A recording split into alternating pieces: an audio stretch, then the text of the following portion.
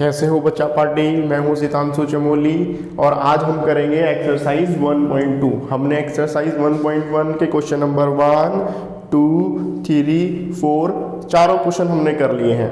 आज नई एक्सरसाइज है, नए कॉन्सेप्ट्स है, अच्छी तरीके से समझिएगा। देखिए बेटा, क्वेश्चन नंबर 1 है हमारा। जैसे कि हम हमेशा करते हैं, हम सबसे पहले क्वेश्चन पढ़ते हैं। क्यों पढ़ते हैं? ताकि हमें क्वेश्चन अच्छी तरीके से समझ में आ जाए। जब क्वेश्चन अच्छी तरीके से समझ में आएगा तो आंसर फाइंड आउट करने में कोई भी प्रॉब्लम नहीं होगी। देखो, एक्सरसाइज 1.2 है। चैप्टर कौन सा चल रहा है?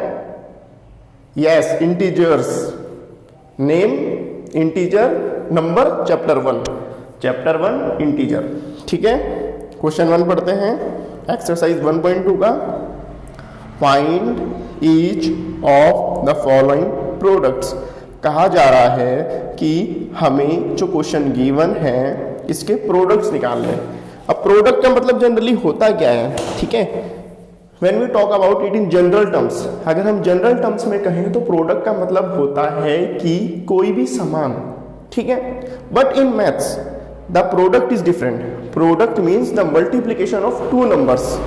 प्रोडक्ट का मतलब होता है मैथ्स में कि हम 2 डिजिट की जब मल्टीप्लाई करते हैं और उसका जो आंसर आता है उसे कहा जाता है प्रोडक्ट। क्या कहा जाता है? जब हम 2 डिजिट की मल्टीप्लाई करेंगे और उसका जो आंसर आएगा उसे प्रोडक्ट कहा जाएगा। फॉर एग्जाम्पल, ये 2 डिजिट्स है, 2 2 जा 4, तो जो 4 है 4 इज द प्रोडक्ट। इस तरीके से।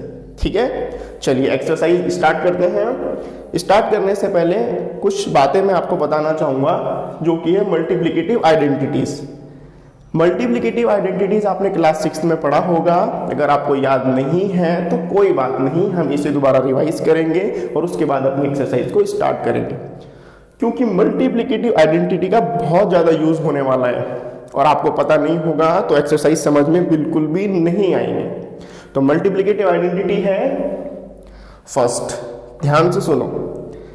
मल्टीप्लिकेटिव आइडेंटिटी का मतलब कि अगर हम 2 डिजिट्स को मल्टीप्लाई करते हैं तो आंसर तो वही होगा जो मल्टीप्लिकेशन का आंसर होगा। जस्ट 2 2 जा 4, तो 4 डेफिनेट आंसर है। 3 2 जा 6 डेफिनेट आंसर है। लेकिन साइन के बारे में हम यहाँ पे बात करेंगे। 2 2 जा 4, आप साइन देखें, ये भी पॉजिटिव है, ये भी पॉजिटिव है।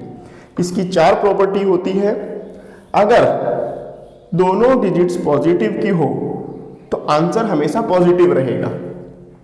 दोनों डिजिट्स अगर पॉजिटिव की हो तो आंसर हमेशा पॉजिटिव रहेगा। ठीक है, सेकंड में अगर दोनों डिजिट नेगेटिव हो तो आंसर हमेशा पॉजिटिव रहेगा। अब याद कैसे करेंगे आप इसे कि अगर दोनों डिजिट्स के साइन सेम है, अगर दोनों डिजिट्स के साइन सेम हैं तो आंसर हमेशा क्या होगा? पॉजिटिव का होगा। 2 2 जा 4, -2 मल्टीप्लाई -2 विल बी 4। क्लियर है? अब चलते हैं थर्ड आइडेंटिटी पे। -2 मल्टीप्लाई +2। अगर पहली डिजिट माइनस की हो और दूसरी डिजिट प्लस की हो तो आंसर हमेशा नेगेटिव आएगा।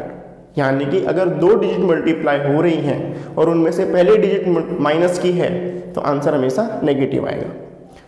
ठीक है, फोर्थ केस में अगर दूसरी डिजिट नेगेटिव की हो, ठीक है, और पहली डिजिट पॉजिटिव की हो तब भी आंसर हमेशा नेगेटिव रहेगा। तो इसे कैसे याद करोगे?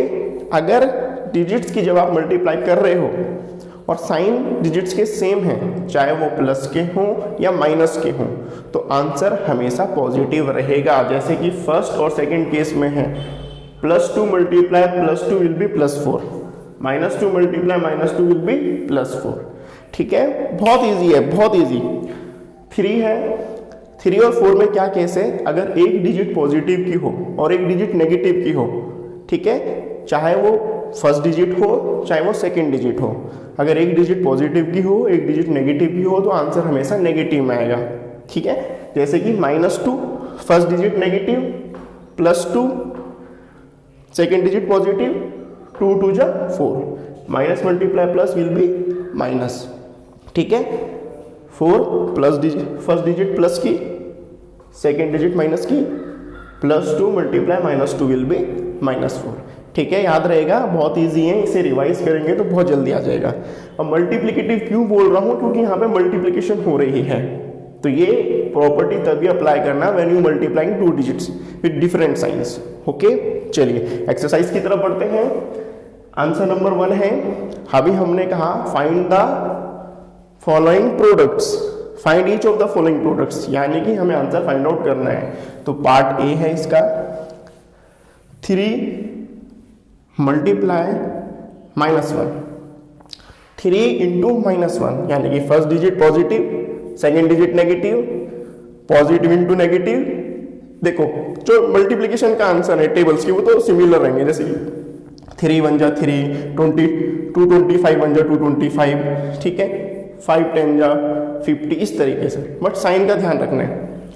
3 1 जा 3, पॉजिटिव इंटू नेगेटिव नेगेटिव, ठीक है, तो आंसर आएगा -3।